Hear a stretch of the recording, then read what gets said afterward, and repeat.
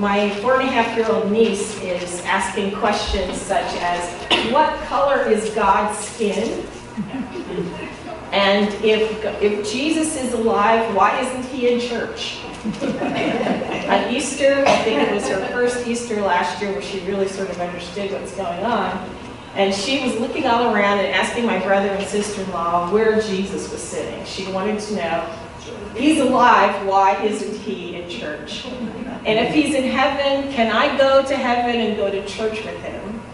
And my sister-in-law wrote me a couple of weeks ago saying, help! What do I say? Books. And so I'm thinking, 4.5-year-olds, this is, how do you explain to heaven and the fact that that's not where you really want to go right now? And that Jesus is somehow with us even though he's not here. But when you see all the little cartoons, we didn't have like cartoons that showed Jesus walking and talking.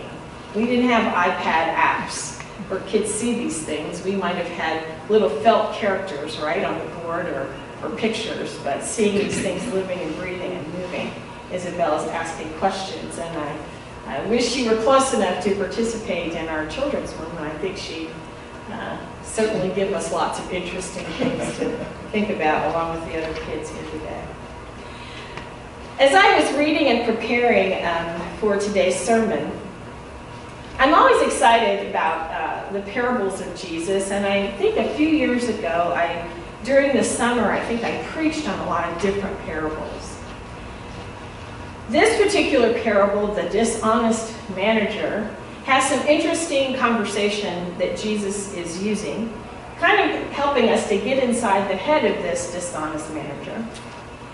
We have to remember that these were agrarian times when people's wealth was usually measured in land, livestock, crops, and you would have someone as your overseer, for lack of a better word, who would manage the people who worked your land and ensure that you got the appropriate amount of profit from the land.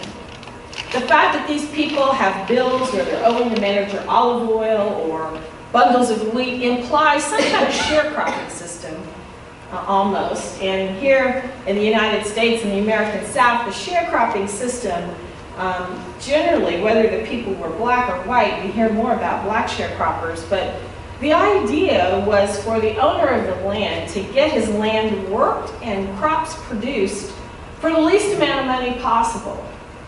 And so if you worked land that you did not own, you might be able to eke out a subsistence, but you probably weren't in a position to become wealthy based on this because you didn't own the land.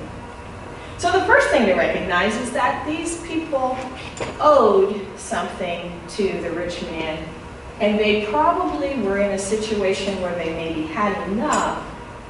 But for this dishonest manager, as he's called in the text, to come along and actually reduce their bills would have been welcome, even though it probably was seen by the manager, by the owner rather, as being somewhat dishonest. Jesus actually compliments, as he tells us about this, saying that this man was shrewd in his dealings, because he realized that if he were nice to the people who owed the rich man money, once he was no longer in power, these people would be grateful to him, beholden to him, and maybe they'd be nice to him. He says, as Jesus tells him, the man said to himself, cannot dig. In other words, I can't be in the fields working. We don't know if he had some sort of physical ailment that would have prevented him from doing so.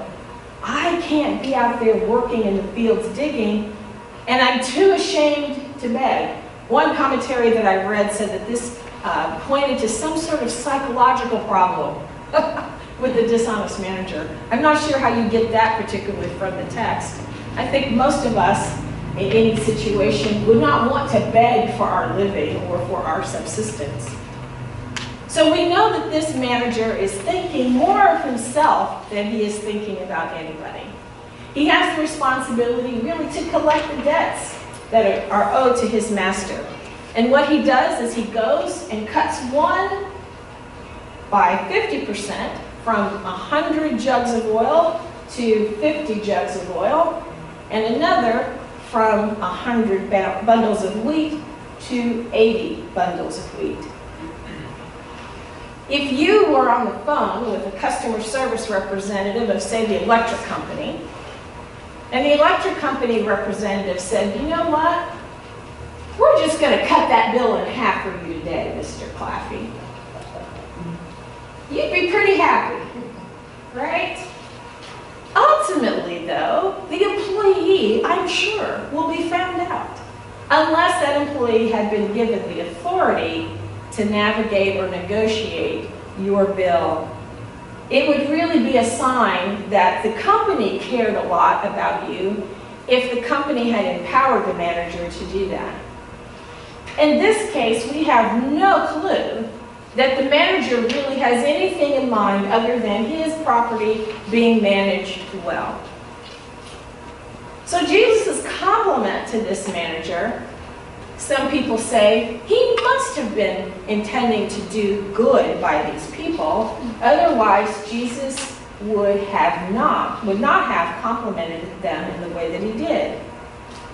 But do you believe that Jesus can be ironic and rhetorical? I do. I think Jesus often says things to make us think and also to make points. And as we know, in this part of many of the Gospels, the disciples are generally not getting it. Later in this chapter, Luke 16, Jesus is telling stories to the Pharisees, but right now he's talking to the disciples. And what he wants them to understand is, wow, you're pretty slick here. This man thought that he was doing good for himself.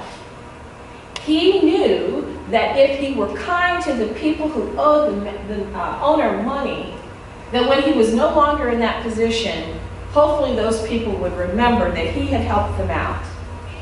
They would likely, even if they knew and realized that he had sort of pulled an end run around the owner, they would still have some sort of good feeling towards him because they benefited from his irresponsible actions.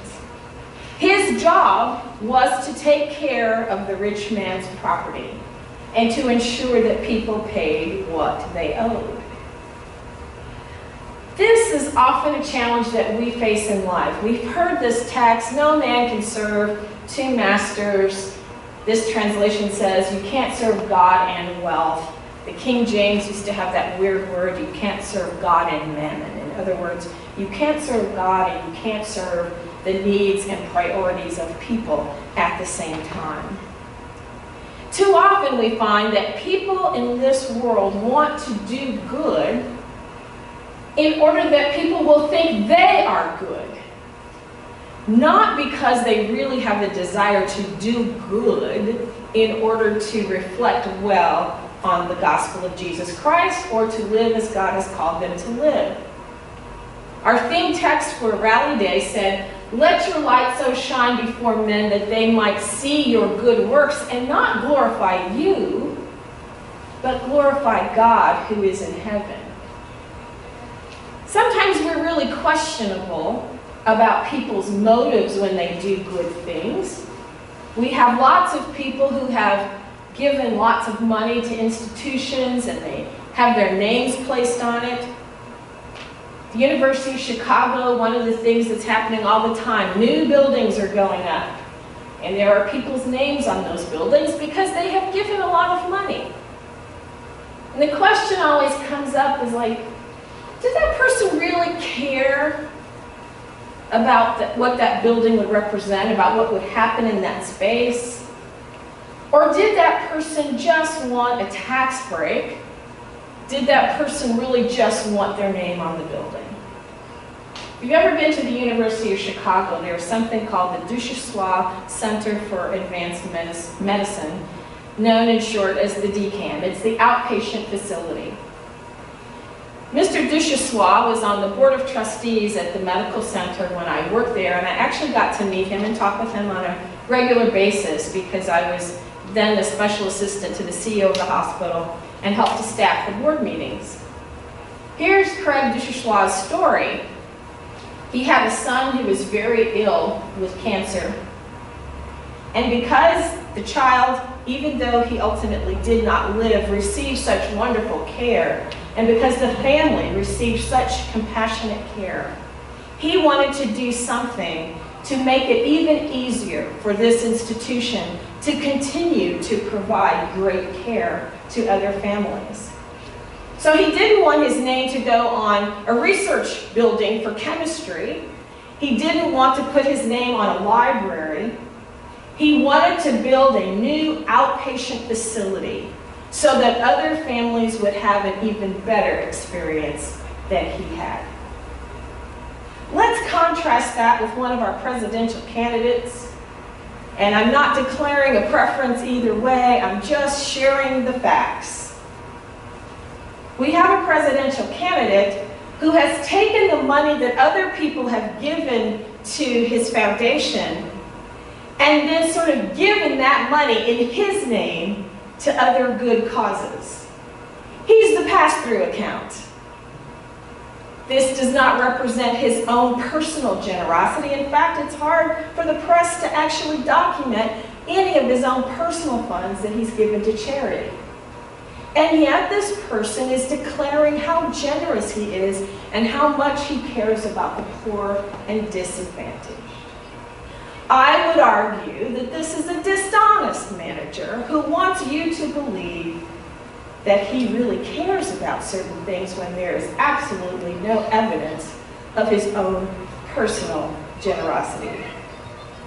We contrast that with the story of an African-American woman who worked as a domestic all of her life. And when she died, she left a little over $1 million and gave it away to a historically black college for a scholarship fund. She never talked about what she was saving for during her lifetime, and it only came, she had no children, it only came to light in the reading of her will after she was gone.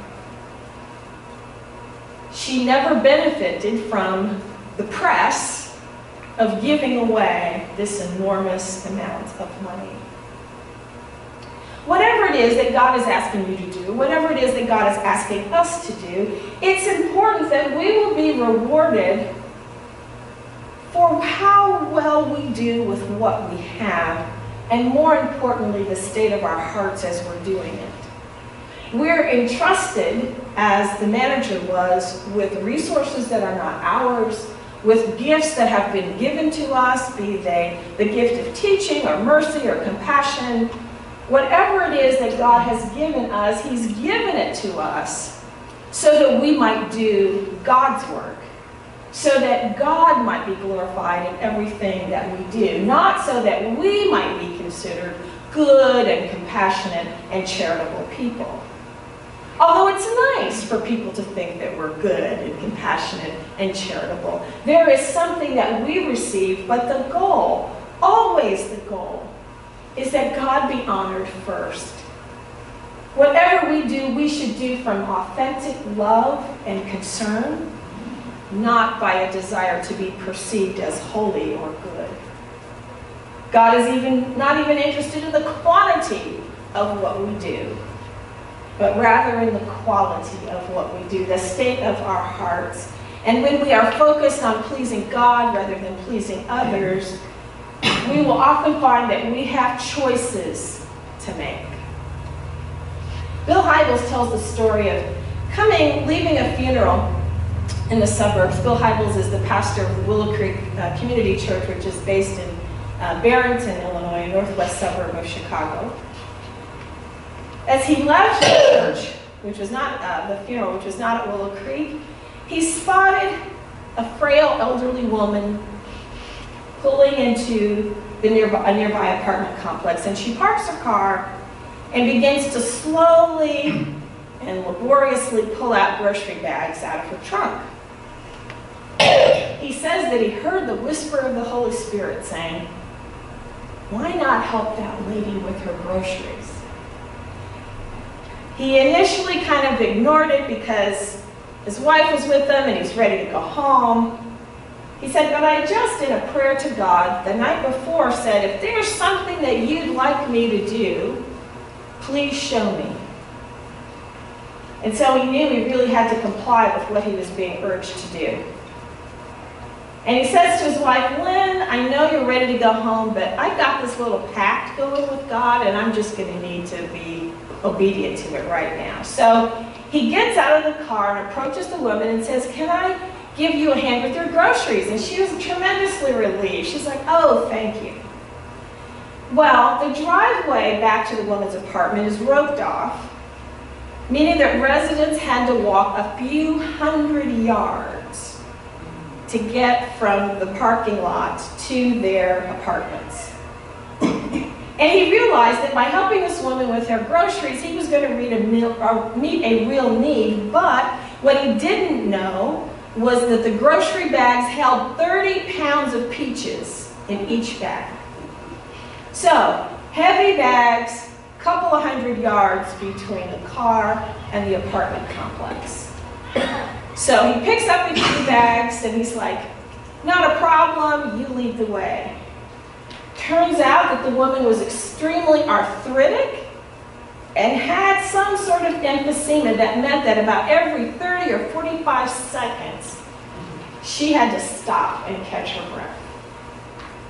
It took 30 minutes to get from the parking lot to the apartment, and by the time they arrived, he had heard her whole life story. He knew everything about this woman, more than he ever hoped and probably even wanted to know. And as he set the sacks on the counter before he left, the woman took her hand in mine, or in his, and said, I will believe to my dying day that God sent you to help me just now. He said the whole experience was just not pleasant. The yard they walked through was muddy and wet. His shoes were ruined. Longer than expected, 30 minutes. His wife is sitting waiting in the car. Nothing major really happened except he put the bags of peaches down on the counter and the woman just thanked him.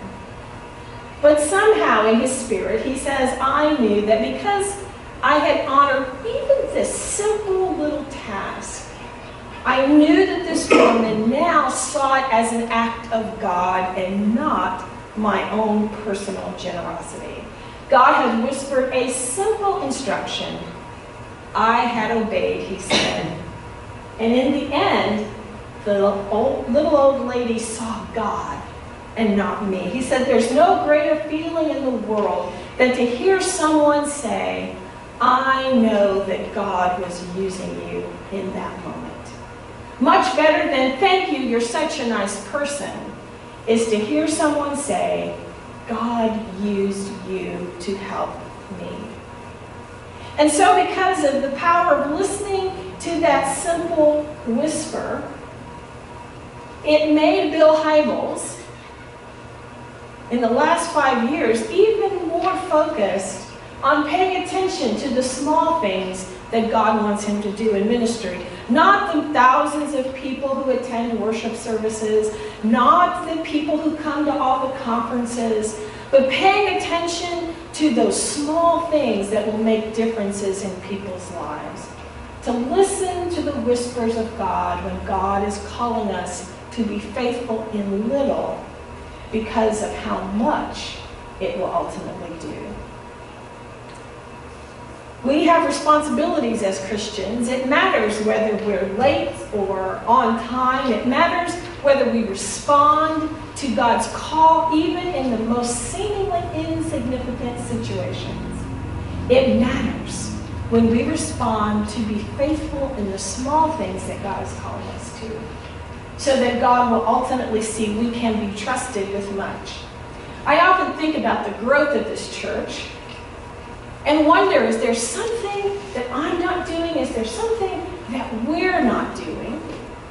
And then God reminds me that one of the important things that has happened, I believe, in my time at this church is something that happens regularly on Wednesday night. We're studying and praying and growing, and I can feel the spiritual growth. I really believe that God will perhaps not say that we're ready for physical growth until we have grown and developed ourselves spiritually. When we are faithful in little, God says, now I know that you can be faithful in much. There are lots of churches our size who are not as spiritually healthy, and they're closed. There are churches who have more members than we do who are closed. They had numbers. What they didn't have were the things that really mattered. And that's spiritual maturity. That's a willingness to invest time, resources, money, talent into making church what it needs to be. And if spiritually we're not yielded to God's plan for what we should be doing, there's no way that God can trust us with more. God has honored us because we have been faithful in those small, basic things. And we've continued to trust and pray and grow spiritually. The math of our financial statements this year actually doesn't make sense. Do you realize that for the past 7 years, the actual amount of giving has continued to grow? Now you could say that's because some people are in a position to give more. That's true. But the fact that the numbers continue to grow in terms of the total giving in this church is amazing. It's not happening in other places. The spirit that one feels when you walk into this place, whether there are a lot of people here or small people here, it's not just reflected in things like the back to school fair, but how we greet one another, how we pray and take care of one another. Because we are being faithful in little, God is allowing us to experience much more than many other congregations are. You might say she's getting ready to start the stewardship series.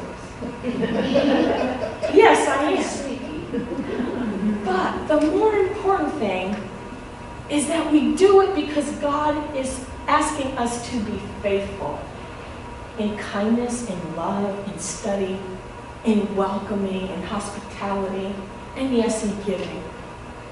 But spiritually, those things that honor God will matter far more than if you just give money. If you give money just so that people will think you're a good person, that doesn't mean a lot to God. If you're giving of what you have because you want God to be glorified, God will say, well done, good and faithful servants. You have been faithful in little, I will make you ruler over much.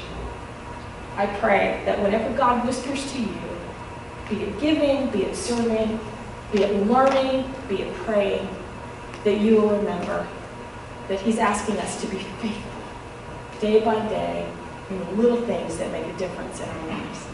Amen.